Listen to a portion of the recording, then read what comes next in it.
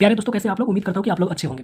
तो दोस्तों, बात करते हैं बिहार बोर्ड क्लास 10th के सामाजिक विज्ञान के कुछ ऑब्जेक्टिव महत्वपूर्ण क्वेश्चन जो 2024 बिहार बोर्ड के लिए अति आवश्यक एवं अति महत्वपूर्ण क्वेश्चन होने वाले हैं। तो चलो दोस्तों, क्वेश्चन को स्टार्ट करते हैं। क्वेश्चन स्टार्ट करने से पहले आप मेरे चैनल पर नए हैं तो चैनल को सब्सक्राइब करें, लाइक करें। चलिए देखिए, 1 नंबर प्रश्न कहता है संघ राज्य की विशेषता नहीं है, यानी संघ राज्य की विशेषता क्या नहीं है?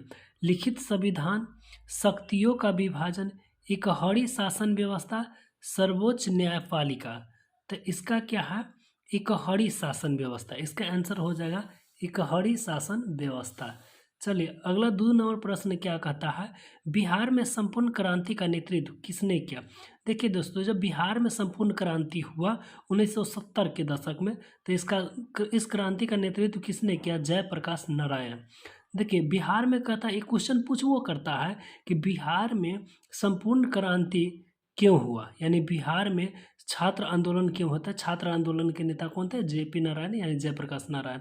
तो क्यों होता है? क्योंकि उस समय सरकार ने वादा करता है कि जनताओं के अच्छे दिन आएंगे, ठीक है।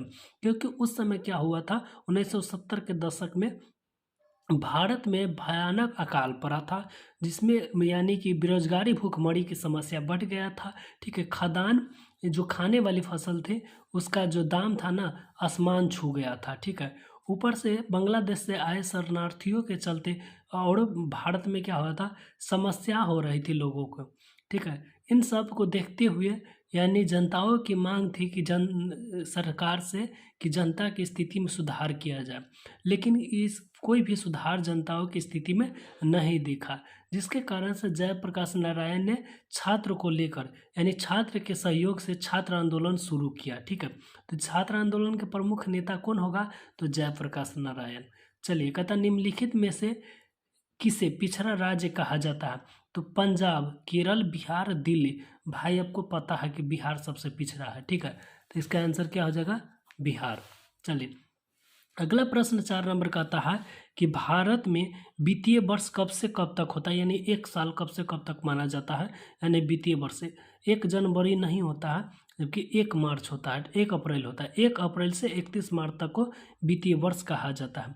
चलिए 5 नंबर प्रश्न, विक्टर इमैनुअल ने किस पद पर नियुक्त किया था? तो प्रधानमंत्री के पद पर नियुक्त किया था। बोल्शेविक क्रांति कब हुआ था? तो ये पता है आप लोगों को कि बोल्शेविक क्रांति नवंबर 1917 ईस्वी में हुआ। 7 नंबर प्रश्न कहता है, निम्न में से कौन भूकंप का सर्वाधिक संवेदनशील नगर है? तो सबसे ज़्यादा भूकंप आता है ना, तो देहरादून में।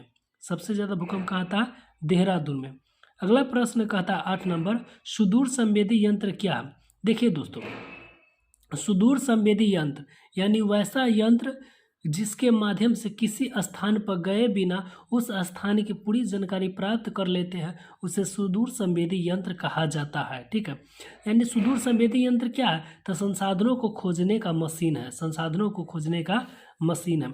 अगला 9 नंबर प्रश्न कहता है, स्वर्णिम चतुर्भुज संबंधित है, यानी स्वर्णिम चतुर्भुज है वह किस चीज़ से संबंधित है? तो सड़क मार्ग से संबंधित है। चलिए दोस्तों देखिए 10 नंबर प्रश्न कहता है, गंडक परियोजना है, तो गंडक परियोजना कहाँ है? तो वाल्मीकि नगर है। वाल्मीकि नगर कहाँ पड़ता है? बेतिया यानी कि पश्चिमी चंपारण में। चलिए 11 नंबर प्रश्न कहता है, राउरकेला लोहा इस्पात उद्योग है, तो उड़ीसा राज्य में है, ठीक है। 12 नंबर प्रश्न देखिए, कहता आर्थिक विकास का तीसरा क्षेत्र है, तो आर्थिक विकास का प्रथम क्षेत्र है कृषि, द्वितीय क्षेत्र उद्योग और तृतीय क्षेत्र क्या है? तो सेवा। आर्थिक विकास नंबर क्या कहता है कि कागज का आविष्कार सबसे पहले कहाँ हुआ? तो कागज का आविष्कार सबसे पहले चीन में हुआ था। मुद्रण का आविष्कार, जब कागज का आविष्कार वहाँ होगा तो मुद्रण का आविष्कार कहाँ होगा? चीन में होगा। चलिए देखिए कहता भोपाल गैस त्रासदी 1984 इसमें आपदा थी, तो कैसी आपदा थी? मानव जनित, जिसमें किस गैस का स्राव होता था? मिथाइल आइसोसाइनाइड गैस का स्राव हुआ था, ठीक है। कहता है भूकंप का सर्वाधिक खतरनाक जोन कौन है? तो जोन 5। जोन 5 है जो भूकंप का सर्वाधिक खतरनाक जोन है। कहता तटबंध को किनारे किस प्रकार की वनस्पति को सघन रूप में लगाना चाहिए? तो सघन रूप में कटीले एवं झाड़ी वाले वन को लगाना चाहिए। देखिए 18 नंबर प्रश्न कहता है कि बिहार में जीवन यापन का मुख्य साधन है, तो बिहार के देखिए बिहार में कितना प्रतिशत? यानी कि बिहार में लगभग 80% लोग कृषि कार्य में जुड़े हुए और बिहार के 60% मतलब कि भूमि पर कृषि कार्य होता है। 80% लोग कृषि कार्य में जुड़ा है और 60% भूमि पर कृषि कार्य होता है। कोसी में बाढ़ आने का मुख्य कारण क्या है? तो देखिए, कोसी में बाढ़ आने का मुख्य कारण तो उसके मार्ग में परिवर्तन के कारण है। ठीक है, ऑप्शन में जो नहीं दिया है, इसमें क्या कर रहा है कि अधिक वर्षा, ये भी सही है। हिमालय की बर्फ का पिघलना, कोसी हिमालय यानी कि नेपाल से आती है, हिमालय से, तो यह भी बात सही है। कहता है नदी में कहता है गाद जमना, ये भी बात सही है। नदी में गाद जम जाता है जिसके कारण से अपना मार्ग परिवर्तन कर लेता है। इनमें से सभी, तो इनमें से सभी। चलिए अगला प्रश्न कहता है जलियांवाला बाग हत्याकांड कब हुआ था? तो जलियांवाला बाग हत्याकांड 13 अप्रैल 1919 ईस्वी को हुआ है। ठीक है, कहता है जलियांवाला बाग हत्याकांड क्या है?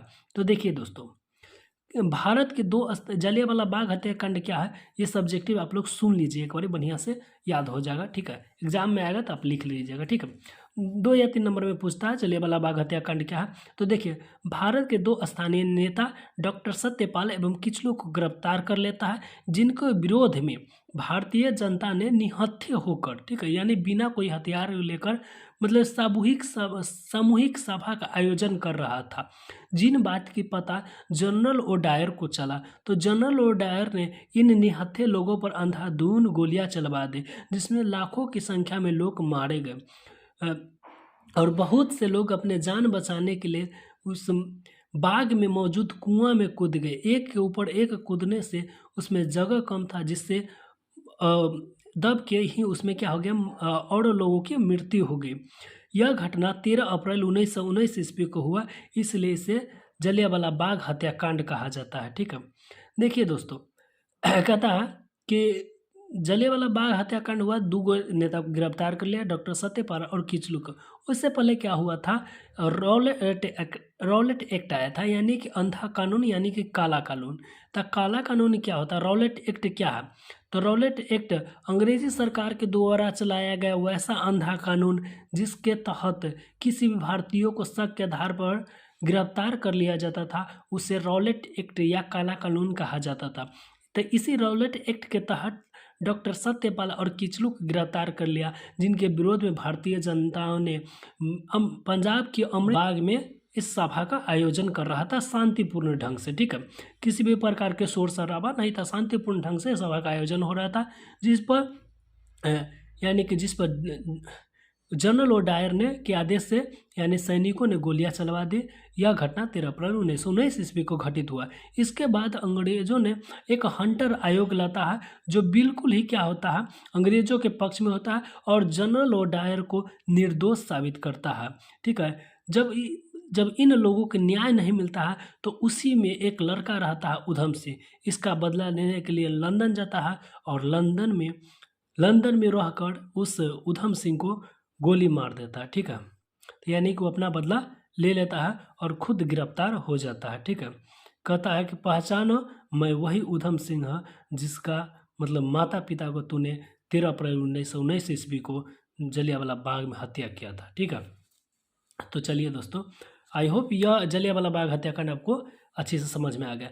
चलिए, हिंद स्वराज पुस्तक किसने लिखा? देखिए, हिंद स्वराज पुस्तक किसने लिखा? गांधी जी। करो या मरो का नारा किसने दिया? गांधी जी। 1942 ईस्वी में भारत छोड़ो आंदोलन के दौरान। ठीक है, कहता है गांधी जी ने किस कांग्रेस अधिवेशन में भाग लिया था? तो 1924 के बेलग्राम अधिवेशन में भाग लिया। 21 कांग्रेस अधिवेशन में भाग ले गांधी जी, ये बात याद रखिएगा। 21 कांग्रेस अधिवेशन को ना 1924 ईस्वी के बेलग्राम अधिवेशन। ठीक है, चलिए, कहता पंचायती राज व्यवस्था की शुरुआत किस राज्य से हुई? तो देखिए, पंचायती राज व्यवस्था की शुरुआत कहाँ से होता है? राजस्थान से हुआ पंचायती राज व्यवस्था की शुरुआत। यंग इटली 1931 ईस्वी, यंग यूरोप 1934 ईस्वी में स्थापना किसने किया? तो मेजिनी ने करता। ठीक है, जिसे इटली का पैगंबर या मसीहा कहा जाता है।